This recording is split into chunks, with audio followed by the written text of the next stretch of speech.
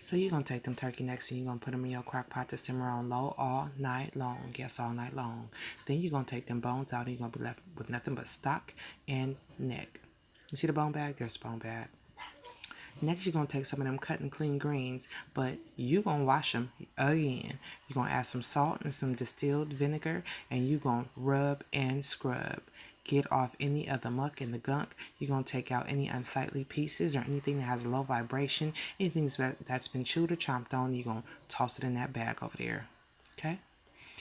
Now we're going in with an onion. Now you can use a raw onion if you want to, but I took the onion out of the homemade chicken stock that I made, and I'm going to dump it up in there because what? Waste not, want not, right? Watch me dump it. Watch me do it. Here she go. Here she go.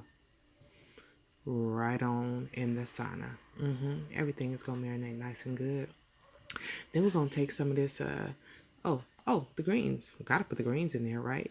And that homemade stock that we made the night before. We're going to add a little bit of Bragg's and some distilled vinegar.